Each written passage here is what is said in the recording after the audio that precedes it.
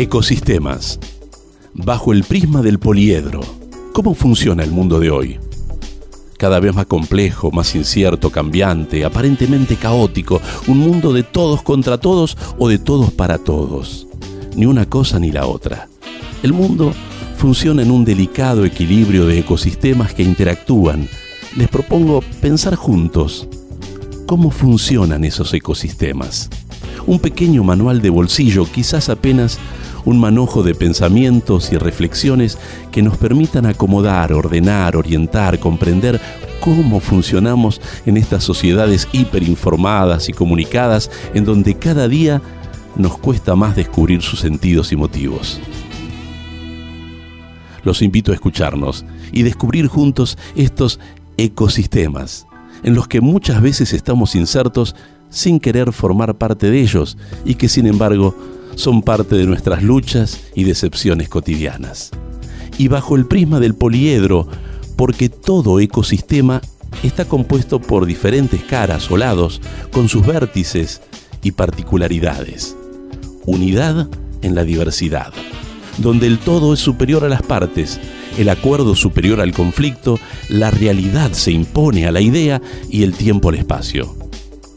Esto nos permitirá construir un mundo sustentable, en un ambiente pleno de humanidad en concordia con la naturaleza, única protectora de nuestra existencia y de las generaciones por venir. Bienvenidos a Ecosistemas, bajo el prisma del poliedro. Sean todos bienvenidos a Ecosistemas. El programa de hoy es un programa coral, con muchas voces femeninas. Generalmente cuando discutimos en la producción, sucede que nuestros invitados son varones. Entonces, en la mayoría de los casos. En este caso vamos a tratar de empatar un poco y vamos a invitar a 3 mujeres a un mismo programa para conversar un tema que le va a gustar, que le va a encantar y que seguramente no va a escuchar en otros lugares.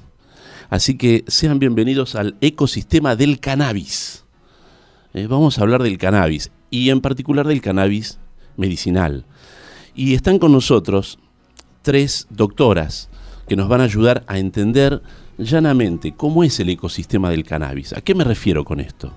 Me refiero al cultivo, me refiero a las plantaciones, me refiero a los trabajos que se hacen para poder conseguir aquellas gotitas que aparentemente, digo yo, se estudia, se establece, mejoran la calidad de vida de la gente, de quienes padecen dolor, sufrimiento, comportamientos inadecuados socialmente, digamos, para tantas cosas parece que sirve el cannabis que a veces nos perdemos en esa idea de que esto sería una especie de gota milagrosa. Nos acompañan hoy en Ecosistemas y les agradecemos la doctora Fabiana Banasco. Muchas gracias por venir. Fabiana es médica clínica y especialista en cuidados paliativos. Tiene un posgrado en endocannabinología y terapéutica del canábica de la Universidad de La Plata. Está con nosotros la doctora Ana de Leo. Hola, Ana. Hola, gracias. ¿Qué tal? ¿Cómo estás? Médica generalista, homeópata. Unicista. Y unicista y posgrado también en endocannabinología. Cannabinología. Cuando termine el programa lo voy a pronunciar perfecto. Y la doctora Natalia Taratuto. Hola Natalia, ¿cómo estás? Es pediatra, especialista en neurología infantil, neuropediatra en el Hospital Materno Infantil de Tigre y directora médica de FEPI, Fundación para el Estudio de los Problemas de la Infancia. Ellas forman parte de una organización nacida hace poquito, pero con una interesante lucha y objetivos por cumplir, como es ProCant, con doble N, ¿no? ProCant, Profesionales de la Salud por el Cannabis Terapéutico. Después vamos a dar algunos datos más para que puedan localizarlas y tener preguntas y respuestas sobre estas temáticas. Bueno, sean todas bienvenidas a Ecosistemas. Yo siempre intento romper algunos paradigmas y en este caso, en el del cannabis, yo pienso en que hay una gran contradicción en la que estamos metidos y no sabemos de cuándo y cómo. ¿A qué me refiero? El Estado tiene como fin último el sentido común, el bien común de la gente. Digamos, ¿para qué hago un Estado? Para generar un bien común de todos.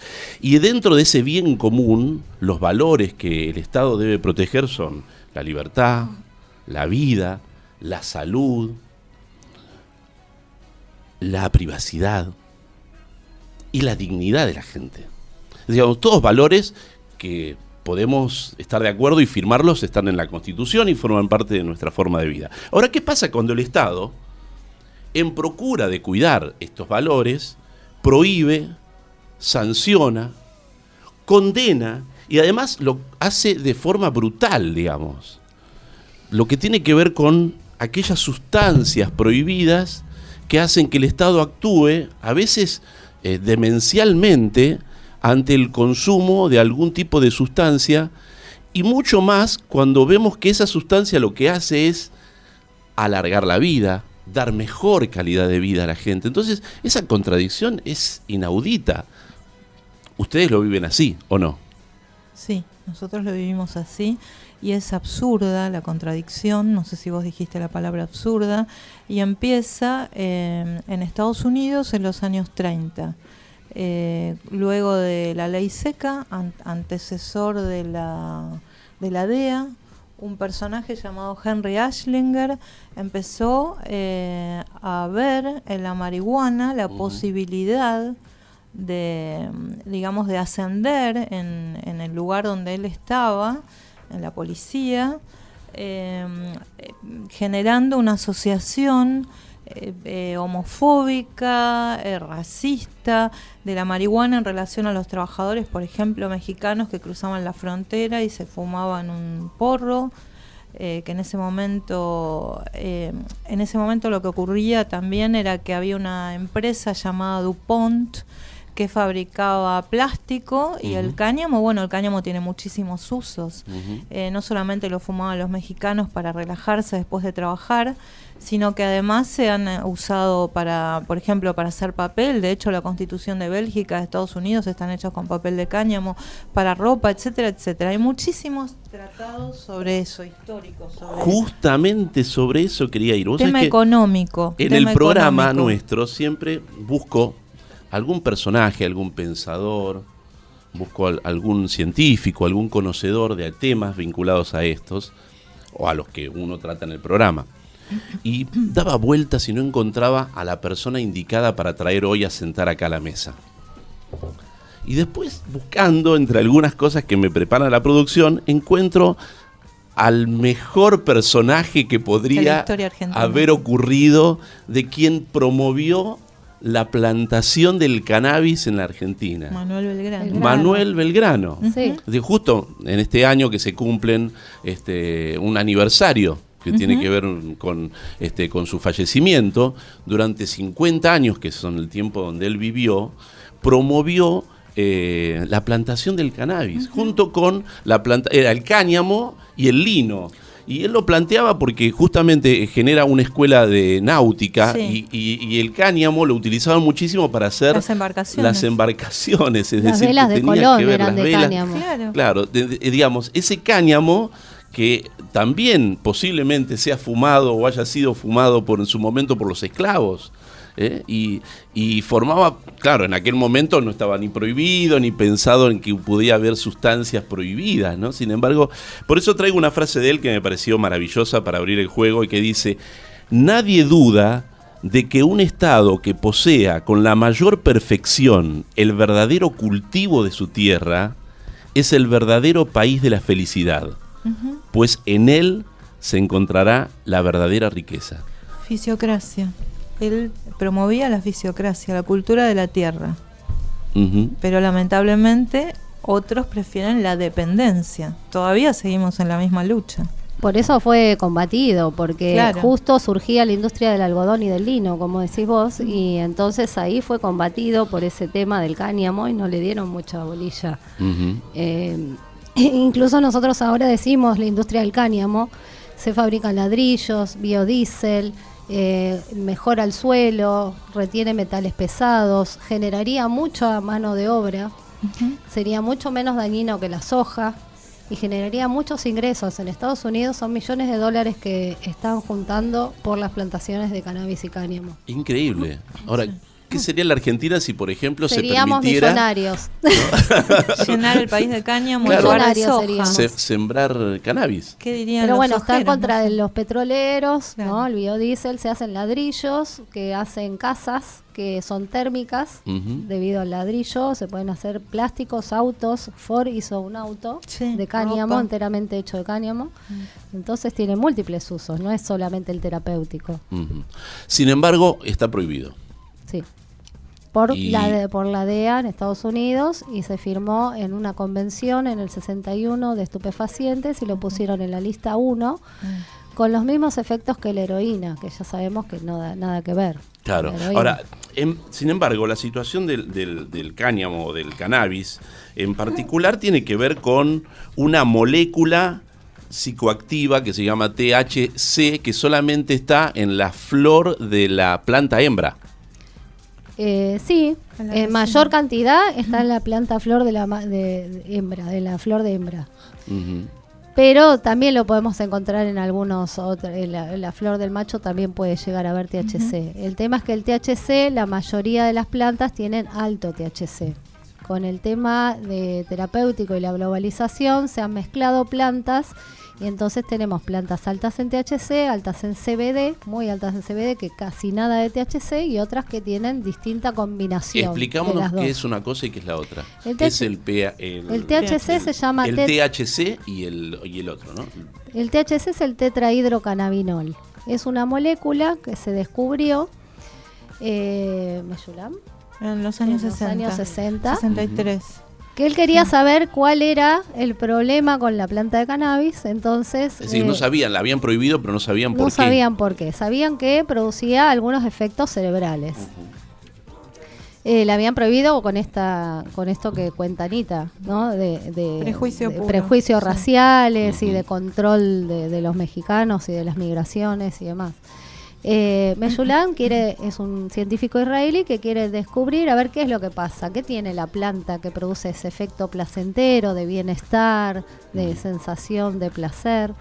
Entonces busca las plantas por izquierda, busca las plantas a la gente, le retienen sus plantas y demás, se las busca a los militares, se las lleva y las analiza.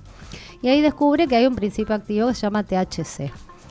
Esa molécula, 30 años después, se descubre que nosotros tenemos en el cuerpo una molécula similar que se llama anandamida. Le ponen anandamida, que ananda es felicidad, alegría en sánscrito. Ajá.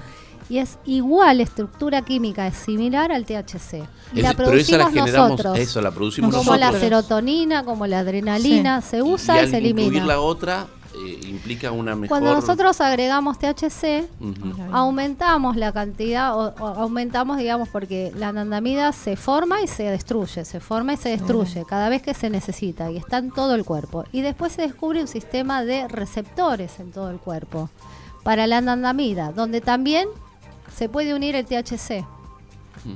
¿Sí? Y eso es lo lindo de la planta, actúa a todos los niveles, sobre todo a nivel cerebral, donde hay mayor cantidad de receptores. Es decir, que estimula algo que tenemos nosotros. Exacto, es la misma, es lo que hacen todas las drogas que nosotros consumimos, drogas y medicamentos. Aumentan la función de algo que ya tenemos. Por ejemplo, aumentan la dopamina en el Parkinson, aumentan la serotonina como los antidepresivos. Bueno, pero la anandamida y el THC hacen lo mismo, abren la misma cerradura, son llaves similares, que abren las mismas cerraduras y producen los mismos efectos. Y el CBD actúa en 65 lugares diferentes, también actúa a ese nivel de esos receptores, pero también actúa en otros receptores que se llaman receptores huérfanos y hacen otro tipo de acciones. Por eso diferenciamos acciones del THC y del CBD. El CBD sería principalmente ansiolítico, antiepiléptico, y el THC haría todo el resto de las demás funciones. Procesamiento del dolor, del humor, del apetito, de la energía, del sueño, la gestión del estrés, por eso relaja muchas veces, es antiespasmódico, es miorrelajante, tiene muchas funciones. Por eso es la molécula más prohibida. La pregunta que queda allí picando ¿es una adicción? ¿Esto puede ayudarnos y después uno puede desprenderse o queda indefectiblemente atado al consumo? Lo charlamos dentro de un ratito. Ambiente Radio. Equilibradamente, la radio del medio ambiente.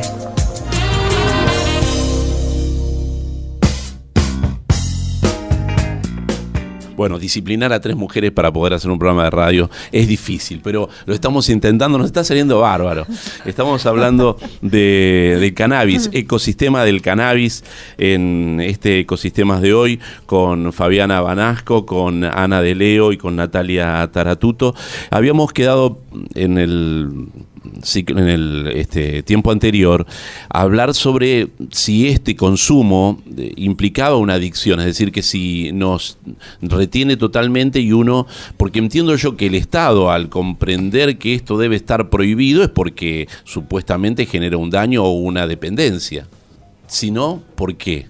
Digamos, más allá de los prejuicios lógicos a los que hablaba Ana, ¿no? Suponemos que hay muchos intereses de las farmacéuticas, intereses de los políticos, intereses de los narcotraficantes, donde si cada uno cultivara su planta, no podrían estar persiguiendo un montón, no engrosarían las listas de lucha contra el narcotráfico por 2 plantitas de marihuana que una mamá está cultivando para su hijo o cualquier persona para sus dolencias. Acá estaba recordando un artículo que justamente hace referencia a Manuel Belgrano, y contaba de una experiencia, la última experiencia belgraniana en Argentina, entre 1950 y 1977 en Jáuregui, que está cerca de Luján, donde estaba una compañía algodonera que se llamaba Linera Bonaerense. Sí, que era de un belga. Que había hecho una plantación de cannabis impresionante, llegó la dictadura, lo sacaron todos, pero parece que las plantitas se reproducían en todo el sector, entonces andaban los militares tratando de sacar las plantitas que habían aparecido. Semillas volaban. ¿No? Fue la linera belga, la linera de un belga cuyo nombre me resulta impronunciable, no me acuerdo. Pero realmente él alternaba el cultivo de lino con el cultivo de cáñamo para hacer ropa. Ajá. Y había hecho un pueblo con iglesia, a cada obrero le daba su casa y tuvo una entrevista con Eva Perón. Tenían en común el confesor, el cura, eso lo pueden encontrar en el libro de Soriano, Marihuana. Ajá, mira. Y Eva Perón le confesó, tuvo que ir a verla por un problema gremial, hubo una despedida de un obrero. Entonces él fue a hablar con Eva y le preguntó al párroco qué le digo. Y dijo, no, simplemente escúchela. Y Eva le dice, estoy muy enojado con usted porque se adelantó a las ideas de Perón. Una cosa así, porque cada obrero tenía su casa y bueno, claro, trabajaban, había teatro en un pueblo que todavía está como un museo, Jauregui, digamos, ¿no? Hay un plan ahora de hacerlo en el pueblo de Marcelo Morante, que era el pueblo de la General La Madrid. General La Madrid. El intendente General La Madrid tiene ese proyecto de cultivar para generar cáñamo y mano de obra y ingresos. A propósito de lo que ustedes están trabajando, que tiene que ver con una ley que se aprobó hace 2 años, ¿no? La ley 27350, que es la de la posibilidad de cannabis medicinal. Explícame un poquito cómo es la cuestión, porque evidentemente, pese a que tenemos una ley que permite la utilización del cannabis de forma medicinal, no sé cómo haremos con los laboratorios, cómo es la cuestión de quién te puede recetar esto, si además está prohibida su plantación, digamos, tampoco está reglamentada la ley. Explícame un poco cómo es la realidad hoy. Acá hay 3 cosas. La ley se aprueba por unanimidad en las 2 cámaras en marzo del 2017. Tarda 6 meses en reglamentarse, en septiembre del 2017, y se reglamenta parcialmente, no incluyendo el autocultivo, y solamente aprobada el tratamiento para la epilepsia refractaria en niños. La epilepsia refractaria es la que no responde a 3 o más antiepilépticos y siguen teniendo convulsiones, y solamente con un producto importado de Estados Unidos que se llama aceite de Charlotte, que es alto en CBD, que ese aceite le servía a una nena que se llamaba Charlotte Fitchie en Estados Unidos. Y es un complemento dietario, ni siquiera tiene forma de medicamento en Estados Unidos. Ahora, ¿está hecho con cannabis? Está hecho con cannabis, con un extracto de las flores hembra de cannabis alto en CBD, que tiene acción antiepiléptica. El problema con eso es que muchos chicos lo empiezan a tomar y al tiempo, eso te lo va a explicar bien la doctora, hacen resistencia, tolerancia. Entonces es una sola cepa. Contame, Natalia, ¿cómo es eso? En cannabis tenemos 15.000 cepas. Ah. Entonces, 15.000 cepas hasta el momento, de cruzas de una con otras. Claro, son como los vinos, como las uvas, como los perros. Sí, y en la medida en que se puedan ir cruzando y generando... vas a tener cepas altas en THC, cepas altas en CBD, como decía yo antes, o equilibradas. Entonces, si una cepa, el cuerpo se acostumbra, como se puede acostumbrar a cualquier remedio, uno tiene que cambiar la cepa y ir rotándola. Por eso las mamás o las personas que cultivan tienen que tener una variedad. Contale, espera, lo de la ley. Sí. Y la ley, entonces, lo que estamos tratando de hacer, y ahora el doctor Ginés González García dice que va a tratar de terminar de reglamentar esa ley.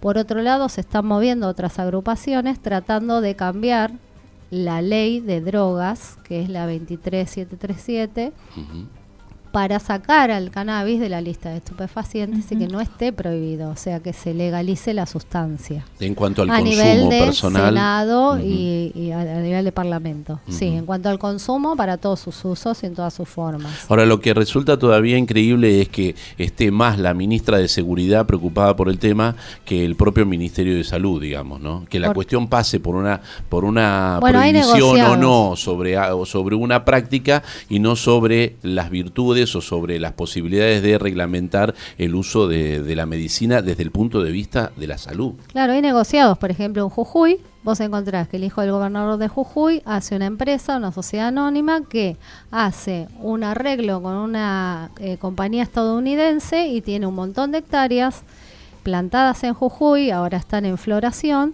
y el Ministerio de Seguridad les dice que tiene que tener un montón de controles, tienen 15 guardias por turno que se van rotando con un sistema de alarmas y demás por el tema del robo. Ahora, si nosotros tenemos una planta en la casa, nos entran a la casa y te llevan preso. Ahí está es contradictorio. Y de hecho, Jujuy puede plantar para una empresa americana y nosotros no podemos plantar para nosotros. En nuestra privacidad, ¿no? Y de hecho, si te roban, tampoco podés denunciarlo, ¿no? Esto es lo que decían. Hay algo que es fundamental, ya que el programa se llama Ecosistemas, que yo me pregunto, cuando vos hablas de la prohibición, hay algo que es grave. En la Facultad de Medicina, el sistema endocannabinoide, que es un sistema de regulación interno que tenemos todos los vertebrados y hasta algunos invertebrados y los primeros urocordados, es un sistema de regulación interna que se descubre hace más de 30 años. Esto lo descubren los científicos del equipo de Mechulam. No se enseña en la Facultad de Medicina. Entonces, ¿de qué hablamos cuando hablamos de medicina? ¿De qué hablamos? Claro. Eso me lo pregunto yo. La medicina está altamente ligada a la industria farmacéutica y también a la industria alimentaria, y esos son dos patrones fundamentales que atentan en contra de la salud de las personas. Yo te estaba diciendo antes de entrar, si vamos a hablar de medicina, hablemos de prevención, hablemos de cloacas en todo el país, hablemos de vivienda digna y después hablemos de lo que queda.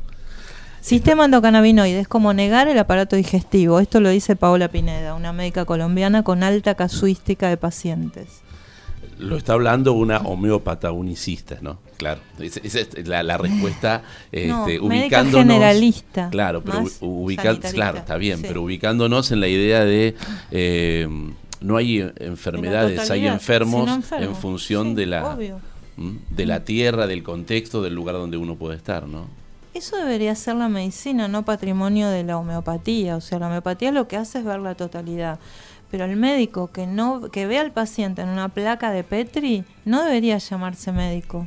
Debería llamarse investigador por ahí, no lo sé. Porque si uno no amplía la mirada... Yo por eso me dediqué a cuidados paliativos, porque en la medicina yo hacía urgencias, y en la urgencia es todo rápido, ya le duele el corazón, esto, lo otro, demás. Pero cuando haces cuidados paliativos aprendés la medicina verdadera. Es la medicina integral, donde valorás el estado de salud físico, psíquico, psicológico y espiritual. Sí, y social, de contención, y social. ¿no? O sea, el hombre social. no es solo un órgano. El órgano, como está muy parcializada la medicina, y cada uno es especialista en un ojo, dentro del ojo, del glaucoma, esto, lo otro, entonces no ven un todo. Ya me gustaba clínica porque abarcaba todo, pero cuidados paliativos abarca mucho más. Ahora, da la sensación que el cannabis está altamente vinculado a última instancia, digamos. No, para nada. Bueno, que Nosotros sea el no paliativo somos final. eso. Digamos, si no pudimos con nada, bueno, No a es ver nuestro qué caso. pasa con la gotita. No es nuestro caso. No es nuestro caso. Bueno, no es nuestro caso, sí. y por otro lado lo que quería decir es que... Y además Natalia porque sí. es pediatra, así que... No, bueno, pero lo que quería decir es que la medicina canábica ya de por sí tiene mucho con la homeopatía de ver a la persona en el todo, ¿no? En la relación con su familia, con su ambiente, con un montón de cosas, una medicina personalizada. No es la patología lo que estamos viendo. Entonces uno apunta a la patología, sino a todo lo que le pasa en mi caso a ese niño y a su familia. Entonces, 5 chicos con el mismo diagnóstico no van a responder a la misma planta, por ejemplo, a la misma genética, a la misma concentración de cannabinoides. Entonces hay que ir viendo específicamente en cada niño cómo reacciona. Ahora, Natalia, para eso necesitamos un estudio de campo muy abarcativo como para poder tener referencias lógicas de cómo actuar en cada caso concreto. Lo ideal sería tener estudios, pero la realidad es que en la práctica lo estamos viendo continuamente. Uh-huh. Entonces uno no puede no ver lo que está ocurriendo, cómo responden los chicos a diferentes patologías y cómo les cambia la vida a ellos y a sus familias. Uh-huh. Estamos en el ecosistema del cannabis. Ambiente Radio, un mundo más sustentable, lo construimos entre todos. Ambiente Radio, el medio para cuidarlo, el medio para cuidarnos. Estamos en el ecosistema del cannabis, charlando con la doctora Fabiana Banasco, con la doctora Ana De Leo y con la doctora Natalia Taratuto. Y me había quedado pensando en cuántas veces se utiliza también al cannabis como placebo, digamos, a la idea de que es la gotita milagrosa y que, bueno, no importa, pero si en la cabeza nos resulta que cambiamos la actitud o le prestamos atención, y esto no lo podía hacer, pero ahora que tomo la gotita lo puedo hacer. Digamos, como que hay, no sé si me entienden, Sí, a veces no soy claro, pero quiero... que ese placebo también da resultados, digamos, claro. porque te mejora de otra forma, pero quizás estés consumiendo agua. Hay un efecto placebo que parece que es una mala palabra. Y el efecto placebo es, yo me siento acá y estoy cómoda. Por ahí me dolía un dedo y ahora no me duele porque estoy muy cómoda hablando. Después cuando me voy me acuerdo que me dolía el dedo. Y también hay un efecto nocebo. Yo médica, te digo a vos, tenés 2 meses de vida, que eso es algo de las películas yanquis, Sí. Absolutamente, no existe, nadie sabe cuándo alguien se va a morir. Podés tener una idea, un pronóstico, pero además no lo podés decir. Vos sos palabra autorizada, sos médico, no podés decir eso, estás dictando sentencia y estás matando a alguien. Eso es efecto nocebo. En cuanto al efecto placebo, siempre existe el efecto placebo. Una buena relación médica tiene que estar dotado de un efecto placebo, chicas. ¿Están de Claro. acuerdo Sí, claro, conmigo? claro. Si no, no volvés al mismo Si no, médico. no. Lo Entonces que el pasa es que efecto bienvenido. placebo no es mala palabra y no se sostiene en el tiempo. Eso. O sea, vos tomás una gota de anís diluida. Yo te digo, toma, con esto se te va a ir la fiebre. Y vos decís, ay, sí, se me va. Pero de pronto se te va por un rato y después te sube la fiebre porque la gota, tal vez el alcohol te hace algo, pero el anís específicamente no es un antitérmico, un antifebril, hablando en términos alopáticos. Entonces no se sostiene en el tiempo. Eso es lo que ocurre con el efecto Y además placebo. vos le Y das no es mala a un palabra. Claro, y le das a Tampoco. un chico que tiene convulsiones, ¿qué efecto placebo va a haber? Si el Claro. pibe no No. está sabiendo lo que le estás dando y deja de convulsivar. Ujú. O un niño con autismo que empieza a conectarse, a mirarte a los ojos. Eso no es efecto placebo. Un chico que durante 3 años no te mira y de repente te mira, no es un efecto placebo. El efecto placebo, bienvenido, siempre es Perfecto, bueno. no es mala palabra. Y una Sí. pequeña palabra.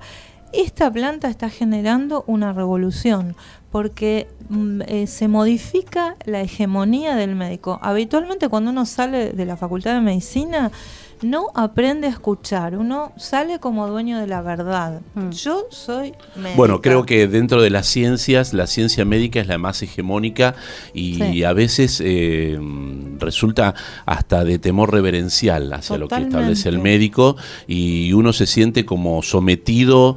Por eso lo de paciente, ¿no? Lo de paciente viene claramente del médico, no del abogado. El abogado no dice tengo un paciente, dice tengo un cliente, claro, pero el único que tiene paciente es el médico, y el tipo que es paciente porque tiene que esperarlo un montón de tiempo, y además porque no puede hacer nada ante el conocimiento hegemónico que le establece la medicina, que hasta te pone los días que vas a vivir, digamos. Cuando me quedé pensando en eso, Ana, que uno debería vivir pensando que este es el último día de nuestras vidas, digamos. Cada día debe ser el último día de nuestras vidas, en pensar de que podemos estar en conciliación con nuestro entorno y con lo que estamos haciendo, ¿no? Que eso es lo que nos da la paz de poder dormir tranquilos, ¿no?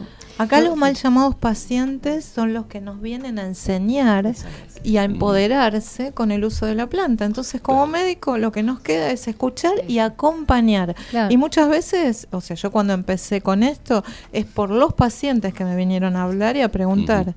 Ellos vienen empoderados. ¿Qué decías, No, Natalia? quería decir lo mismo que Ana prácticamente, que creo que también eso es lo que por ahí no permite que nuestros colegas médicos acepten la planta y todos sus beneficios, porque todos empezamos o por una dolencia personal o por algún paciente que nos vino a consultar, y la realidad es que cuando a mí vino el primer paciente a hablarme del aceite de cannabis, yo no tenía idea de lo que me estaba hablando. Claro. Y por suerte tengo la mente abierta y vi el resultado en estos chicos, y eso hizo que me empezara a interesar y a aprender, pero sobre todo a escuchar a las madres, que son las que tenían experiencia, a los cultivadores, que son los que saben.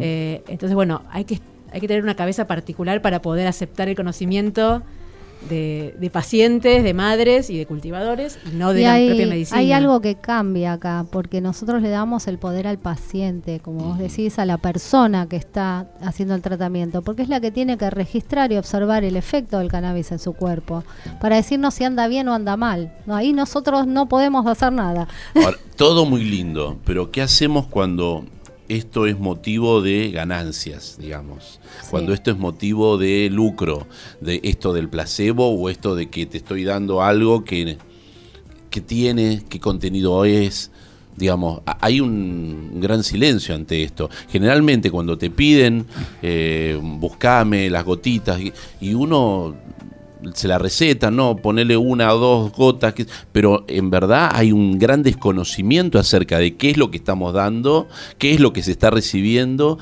y no hay lugares o medios para poder corroborar si realmente me están vendiendo lo que estoy consumiendo.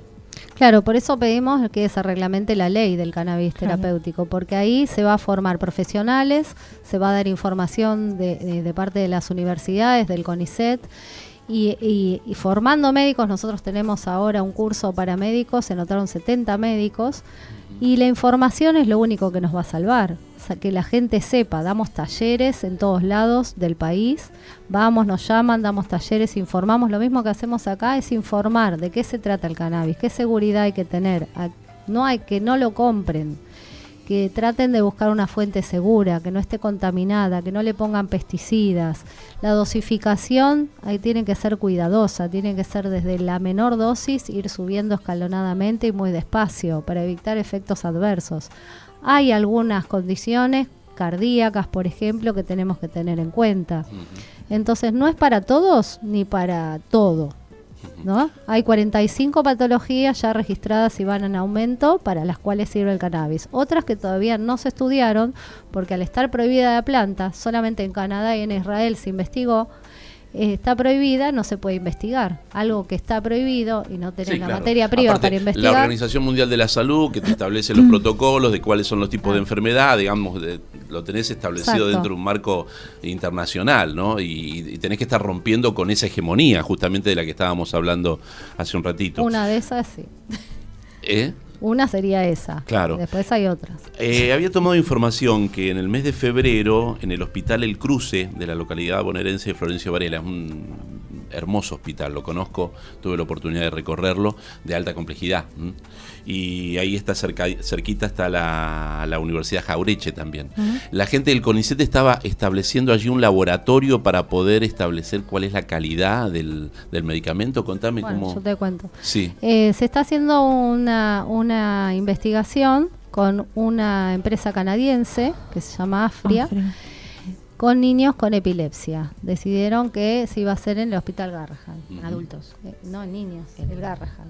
Y entonces eso, como tuvo muy buen resultado, un 90% de los chicos respondieron a un cannabis, pero importado, ¿no? Ajá. Entonces repiten esto en el Hospital del Cruce, que lo van a hacer para epilepsia en adultos. Además, el CONICET lo tiene que presentar, todavía no lo presentó, dijo que lo iban a hacer ahora en marzo, el 6 de marzo, para hacer análisis de los aceites en forma accesible, porque actualmente se está haciendo en La Plata, en Rosario, en La UBA, en Bahía ¿Hay laboratorios Blanca. oficiales que lo hacen? Sí, laboratorios de universidades lo pueden hacer públicos, con un costo. Ajá. El más caro creo que está en 2.600 pesos. Sí. En La ¿Qué Plata. Significa eso? Que yo voy con el frasquito y me cuesta eso, que me digan qué tiene dentro. Te va a decir qué cannabinoides, los principales cannabinoides que tienen, que son el THC, el CBD y el CBN, que pueden estar en formas ácidas y activas, que eso es más complicado, pero bueno, a nosotros nos sirve toda esa información para saber qué es lo que le sirve a la persona. Si es viejo se pone rancio, ¿no? Eso depende del tipo de aceite que utilizás, tiene que ser un aceite orgánico y hay que ver la fecha de vencimiento, pero eso se mantiene en la heladera y se mantiene, un aceite tiene como 1 año y medio, 2 de vencimiento. Se pone rancio si vos lo contaminás, si el gotero lo pones adentro de la boca. Entonces contamina y lo volvés a meter en el goterito y ahí se contamina, pero si no, que sea rancio no depende de la calidad del aceite que usás, que en general en 30 mililitros no usás tanto aceite, no es el gasto ese. Pero vamos a hacer algo, hagamos de cuenta que no nos escucha nadie, digamos, ¿no? ¿Y dónde consigo cannabis acá? Digamos, porque si está prohibido cultivarlo, no lo puedo producir acá, y si no lo puedo producir acá no lo puedo comprar, entonces esto no lo podría preguntar. La única vía legal es la importación para epilepsia refractaria. Bueno, pero está bien. La única vía legal. Escucha nadie. Entonces es el autocultivo. Para nosotros el autocultivo, si yo no puedo cultivar, el cultivo solidario, que alguien cultive por mí, mi papá, mi hermano, mi amigo, o los cultivos asociativos, donde un montón de gente que sabe cultivar se asocia y te lo va a vender o vos le vas a dar lo que necesite para su plantación y te va a dar el aceite. Imagino que en YouTube debe haber un montón de manuales de cómo se cultiva o cómo se produce, ¿no? Hay talleres, tenés los talleres de Mamá Cultiva, talleres de Familias Cultivando, donde hay videos donde te muestran las buenas formas para hacerlo en forma casera. Lo que sí recomendamos no comprar en la dietética y ni en Mercado Libre, donde dicen que aceite de cannabis, eso no tiene cannabis. Eso es todo un engaño y es una estafa que tampoco podemos denunciar. Claro, porque si está prohibido. No se entiende por qué no se saca de la venta de Mercado Libre. No se entiende. Debería estar prohibida. Bueno, pero evidentemente como es libre, se puede comprar y vender. Es autocultivo o cultivo solidario, cultivo asociativo. No hay otra en este país en este momento.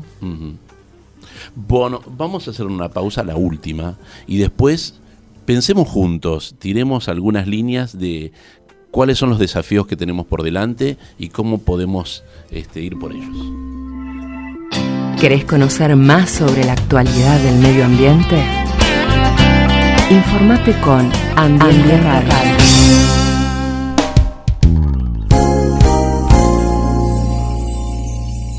Seguimos en Ecosistemas y estaba muy interesante la charla. Mejor fuera de micrófono que en el micrófono, te digo yo. La doctora Fabiana Banajo, la doctora Ana De Leo y Natalia Taratuto, charlando sobre el ecosistema del cannabis.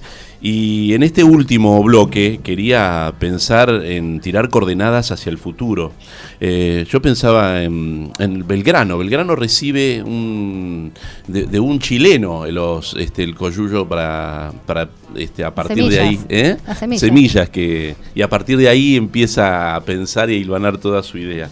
Digamos, ¿cómo pensamos ahora?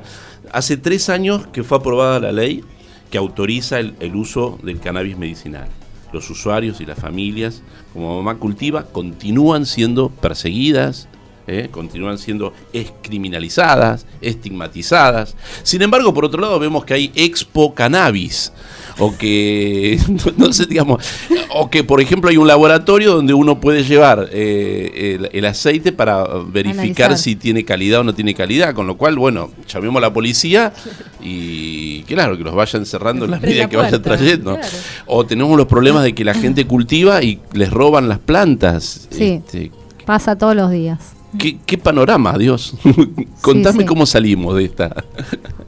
Si supiéramos.